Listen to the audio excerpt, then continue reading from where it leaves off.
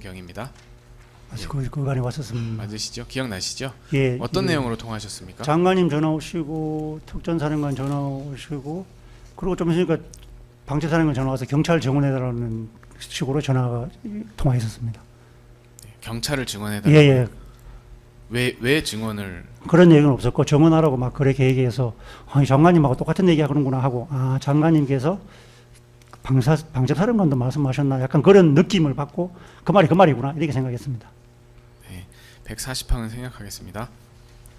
여인영은 이 사건 비상계엄 선포 이후에 2회에 걸쳐 조지호 경찰청장과 직접 통화한 적이 있습니다. 확인이 된 부분인데 이때는 그 00시 45분 이때는 왜 조지호 경찰청장에게 직접 경력 증언을 요청하지 않고 증인에게 경력 요청을 하신 건지 혹시 알고 계십니까? 누가 여인영 사령관이 기존에 조지호 경찰청장하고 연락을 했었거든요. 그런 말이구나. 예. 저는 그때 아까 말씀드린 장관님께서 저에게도 이제 병력 경력을 말씀하셨으니까 네. 또 방첩사가 경찰하고 유관부서라서 아마 네. 방첩사령관도 연락해서 이렇게 돌아서 저에게 연락 왔구나 이렇게 생각했고 장관님은 저에게 직접 연락 왔고 돌아오는데 시간이 좀 걸렸고 그렇게 인식했습니다. 그렇습니다. 12월 4일 00시 30분경부터 방첩사 체포조가 정치인 등 10여 명을 체포하기 위해 그 작조, 그러니까 조를 편성한 후 국회로 출동을 했고요.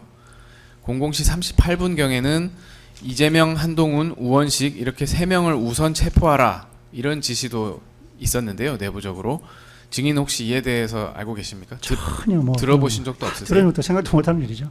예, 알겠습니다. 여인영 사령관이 00시 45분경 증인에게 전화할 무렵 방첩사는 국회로 출동해서 영등포 경찰서 형사들과 합류 및 조편성을 해서 함께 체포조 임무를 수행할 계획이었는데 여인영 사령관이 증인께 00시 45분경 이러한 사정을 이야기하지는 않던가요? 그런 내용이 전혀 없었습니다. 뭐 경찰 정원 그래서 장관님과 같은 맥락이구나 그렇게 진짜 그렇게 생각했습니다. 00시 45분경에는 이미 비상계엄 해제 요구안 가결을 위한 의결 정족수를 충족하는 국회의원들이 국회 본회의장에 들어간 상태였던 것으로 확인이 되고요. 여인영 사령관이 증인에게 경력 증언을 요청했던 것은 국회 외곽을 봉쇄할 기동대가 아니라 체포조 임무 수행을 할 수 있는 경찰을 좀 증언해달라고 한 것 아닙니까? 전혀 그런 맥락이 어떤 경찰이라는지는 얘기를 안 했어요? 예, 그냥 장관님하고 다 비슷한 내용이다 저는 그렇게 인식하고 있습니다. 알겠습니다.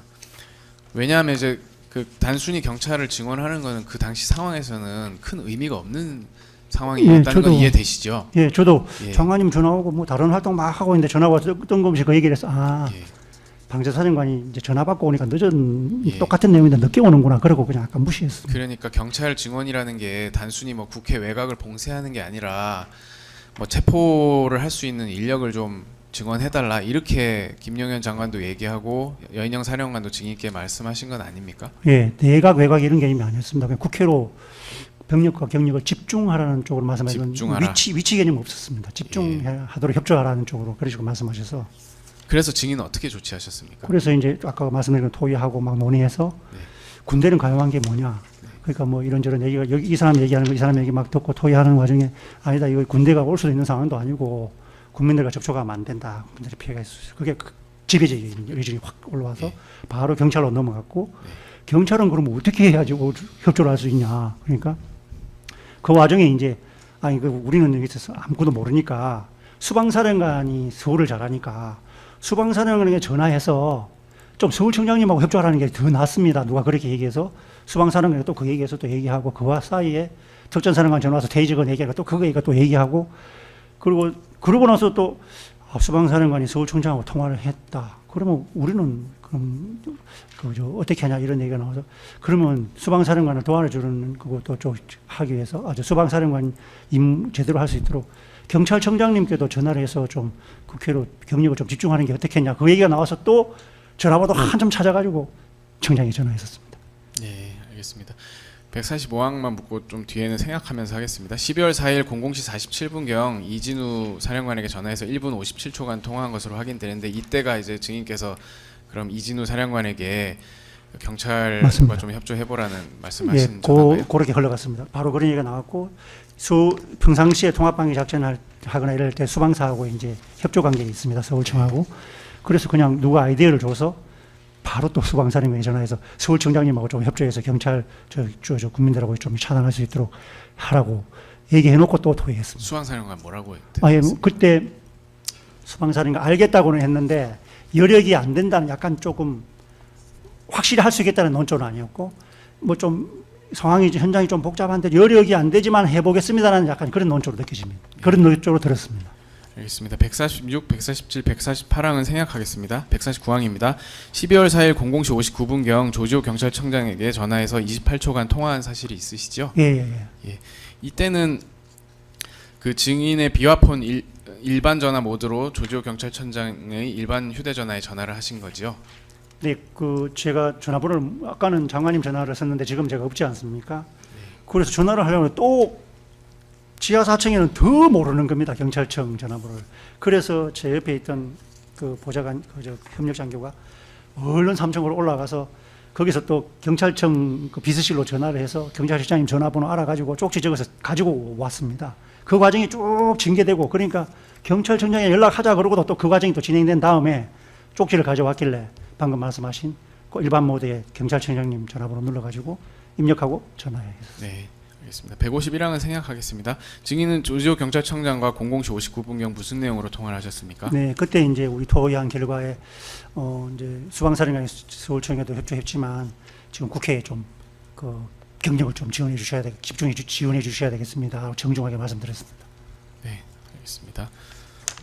153항은 생략하겠습니다. 조지호 경찰청장은 증인의 국회 경력 증언 요청에 대해서 뭐라고 답을 했습니까? 그때도 수방사령관과 비슷한 논조였는데 경찰청장님께서도 여기도 투입돼 있고 저기도 투입돼 있고 저기도 약간 그 좀 하기 어렵다는 논조에 약간 설명을 하시고 그래도 한번 알아보겠습니다. 약간 부정적인 그런 얘기를 했습니다. 알겠습니다.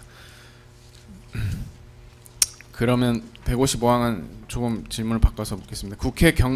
그 조지호 경찰청장에게 국회 경력 증언을 요청한 것은 그 김용현 장관 지시나 여인영 박참 사령관 요청 때문에 하신 건가요? 예, 처음에 이제 발단은 그렇게 되었고요. 근데 뭐 그게 작전이 어떻게 전개되고 있는지 병력이 어디에 얼마큼 가 있는지 거기 계획을 안 하는 사람도 없고 아무도 없는데 쭉 진행되는 과정 속에서 군대는 안 되겠습니다. 그건 할 수도 없고 올 수도 없고 국민들하고 국민 접촉하는 거 아니다. 경찰로 가자. 그래서 경찰로 가서 국민들이 이렇게 피해를 입지 않도록 하는 거. 국민이 어떻게 군대에 통제받는 적도 아니고 막 그런 얘기가 있었습니다. 그래서 차단을 했었습니다. 근데 그 당시 상황에서 156항을 좀 바꿔서 묻겠습니다.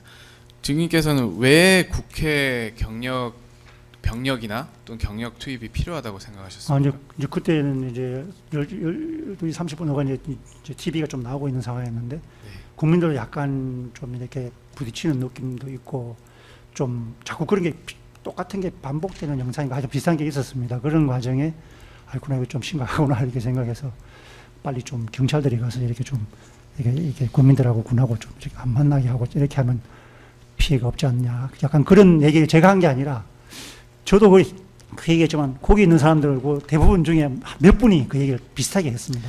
그러면 군이 지금 국회에 가 있는 상황은 인식하신 건데? 예, 그때는 이제 뉴스에 조금. 예, 군이 왜 국회에 들어가 있다고 생각하셨습니까? 그거는 잘 몰랐었습니다. 모르셨어요? 예, 진짜 그건 몰랐어요.